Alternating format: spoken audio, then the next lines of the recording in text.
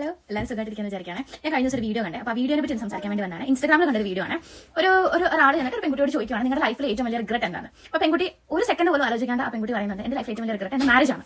അപ്പോൾ അതിനകത്ത് ആ കുട്ടി എക്സ്പ്ലെയിൻ ചെയ്യുന്നുണ്ട് എന്റെ റീസൺ എന്താണ്. എന്റെ കല്യാണം 20 വയസ്സിലെന്തായിരുന്നു കുട്ടിയുടെ കല്യാണം കഴിഞ്ഞ് പെട്ടെന്ന് തന്നെ ഒരു കുട്ടിയായി. ആ കുട്ടി ഒന്ന് ജസ്റ്റ് ഒന്ന് വളർന്നു വരുന്ന സമയമായപ്പോഴത്തേക്കും അടുത്ത കുട്ടിയായി.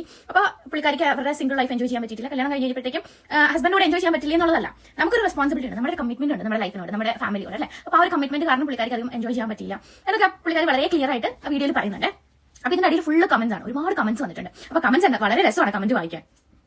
അപ്പോൾ കമന്റ്സിൽ കുറച്ച് ആൾക്കാർ പറയുന്നത് എന്താണെന്ന് വെച്ച് കഴിഞ്ഞാൽ, അയ്യോ ഈ കൊച്ചിന്റെ ഹസ്ബൻഡിന്റെ ഒരു ഗതികേട്, ഹസ്ബൻഡ് വീഡിയോ ഇപ്പോൾ കാണുന്നുണ്ടാവും, അവൻ എത്ര നന്നായിട്ടായിരിക്കും പെൺകുട്ടിയെ നോക്കുന്നിട്ട് ആ പെൺകുട്ടി ഇങ്ങനെ പറയുമ്പോൾ ഹസ്ബൻഡ് എന്തൊരു നാണക്കേടാണോ എന്തോ. അതൊക്കെയാണ് ഒരു ഗ്രൂപ്പ് ഓഫ് ആൾക്കാരുടെ കമന്റ്. അടുത്ത ആൾക്കാർ പറയുന്നത്, ചേച്ചി പറഞ്ഞത് 100% ശരിയാ, എന്നെ കല്യാണം ഭയങ്കര നേരത്തെ ആയിരുന്നു, എനിക്കും ലൈഫ് ഒരുപാട് എൻജോയ് ചെയ്യാൻ പറ്റിയിട്ടില്ല, കുറച്ചുകൂടിയൊക്കെ എന്താ പറയാ വൈകിട്ട് മതിയായിരുന്നു കല്യാണം എന്നൊക്കെ എനിക്ക് തോന്നുന്നുണ്ട്. ഇതൊക്കെയായിരുന്നു കുറച്ച് പേരുടെ കമന്റ്. അപ്പോൾ ഇത് കണ്ടപ്പോൾ എനിക്ക് ഭയങ്കര ഇൻട്രസ്റ്റിംഗ് ആയിട്ട് തോന്നിട്ടോ.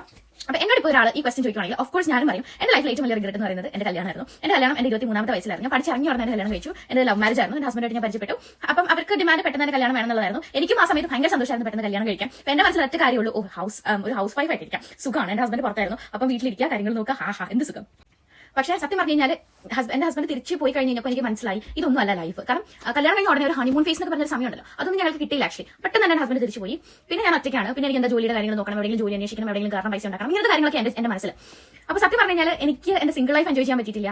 പിന്നെ അത് കഴിഞ്ഞപ്പോൾ എനിക്ക് പെട്ടെന്ന് ഇവിടെ ജോലി കിട്ടി, യുകെയിൽ ജോലി കിട്ടി. ഞാൻ ഇങ്ങോട്ട് പോരാനായപ്പോൾ എന്റെ ഹസ്ബൻഡ് തിരിച്ചു പോകുന്നു.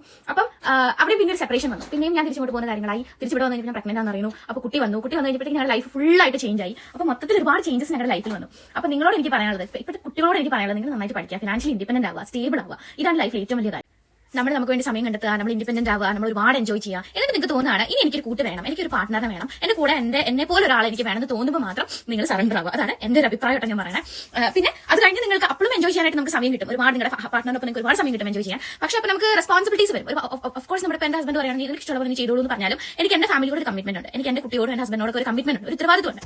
അപ്പോൾ അതിലേക്കൊക്കെ വരുന്നതിന് മുമ്പ് നിങ്ങൾ നിങ്ങളുടെ ലൈഫ് എൻജോയ് ചെയ്യുക, നിങ്ങളായിട്ടിരിക്കുക, നിങ്ങൾക്ക് ഒരു സമയം കൊടുക്കുക. ഇനി കല്യാണം കഴിഞ്ഞു എന്ന് കരുതി നിങ്ങൾക്ക് സമയം കൊടുക്കേണ്ടതല്ല, അപ്പോഴും നിങ്ങൾക്ക് ഇമ്പോർട്ടൻസ് കൊടുക്കുക, നിങ്ങൾക്ക് ഒരു മീ ടൈം കൊടുക്കുക, നിങ്ങൾക്ക് വേണ്ട കുഞ്ഞു കാര്യങ്ങൾ, സെൽഫ് പ്രസൻസ് എന്നൊക്കെ പറയില്ല, ചെറിയ കാര്യങ്ങളൊക്കെ നിങ്ങൾക്ക് വേണ്ടി പ്രസന്റ് ചെയ്യുക, ഹാപ്പി ആയിട്ടിരിക്കുക. അതാണ് യങ് ആയിട്ടിരിക്കാനുള്ള ഏറ്റവും വലിയ സീക്രട്ട്.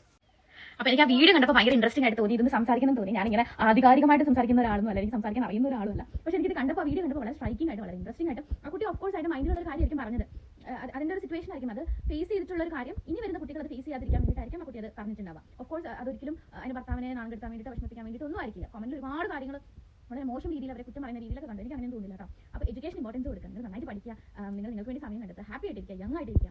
അപ്പോൾ അത്രയുള്ള നിങ്ങൾക്ക് വീഡിയോ ഇഷ്ടപ്പെട്ടുണ്ടെങ്കിൽ ലൈക്ക് ചെയ്യണേ. എല്ലാവരും സന്തോഷമായിട്ടും ഹാപ്പി ആയിട്ടിരിക്കാം. Take care, bye bye. എല്ലാവരും വീഡിയോ കാണുന്നതാണ്.